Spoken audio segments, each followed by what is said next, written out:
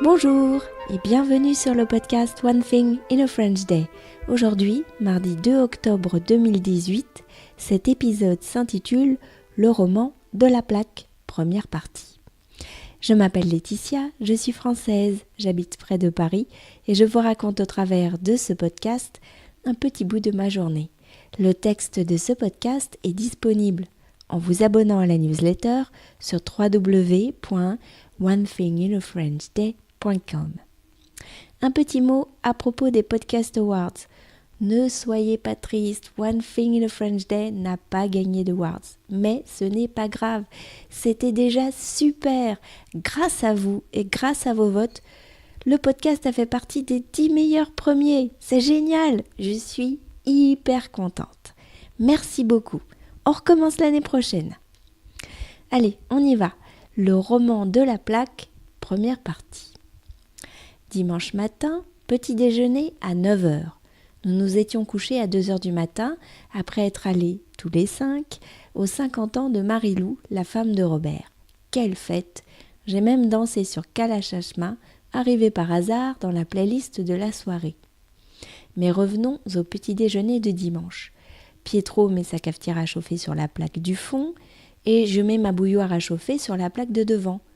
Bruit bizarre de la plaque à induction. Bzzz. Bon. Plus tard, pour le déjeuner, la plaque fait à nouveau ce bruit. Il faut baisser le plomb de la plaque et attendre quelques minutes. C'est ce que j'ai fait quand la plaque s'est mise à clignoter il y a 2 ans, ai-je dit. Nous faisons la manip, mais rien n'y fait. La plaque fait du bruit et désormais s'éteint. En mettant moins fort, Pietro réussit à la faire fonctionner, plus ou moins, et nous pouvons nous préparer à déjeuner. Bon, qu'est-ce qu'on fait pour la plaque ? Ai-je dit à Pietro dimanche soir. Demain, je suis en RTT. Je la démonterai demain matin et on verra. Hier matin, Pietro démonte la plaque, mais ne voit rien de suspect. Il démonte le four et vérifie les branchements. Tout a l'air de bien fonctionner. Je crois que c'est la plaque qui ne marche plus. Quoi ? Mais ça fait seulement 3 ans que nous l'avons acheté. Pietro a remonté le four et je suis partie à la recherche d'un déjeuner à préparer au four pour les filles et nous. Malheureusement, Picard était fermé pour inventaire. Je nous ai acheté des sandwichs à la boulangerie. Michaela et Félicia étaient super contentes. « Ah, est-ce que tu m'as pris un saucisson cornichon comme j'aime ?» a demandé Félicia. « Oui, et un jambon cornichon pour Michaela. »« Et de la tropézienne en dessert ?» a demandé cette dernière.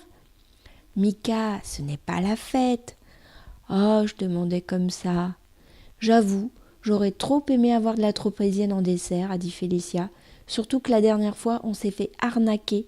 Tu nous avais promis une part, mais comme c'était jeudi et que la boulangerie est fermée le jeudi, eh bien on l'a jamais eue. » J'adore la logique implacable et tenace des enfants. Ils ne lâchent rien. Hier après-midi, direction le magasin d'électroménager où nous avons acheté une nouvelle plaque. Une dépense dont nous nous serions bien passés.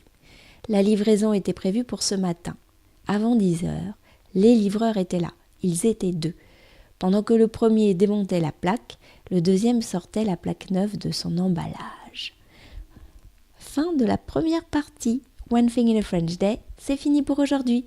Vous pourrez retrouver le début du texte de ce podcast ou vous abonner à la newsletter sur www.onethinginafrenchday.com. Si vous avez envie de m'envoyer un message, voici mon adresse email frenchday@gmail.com. À demain!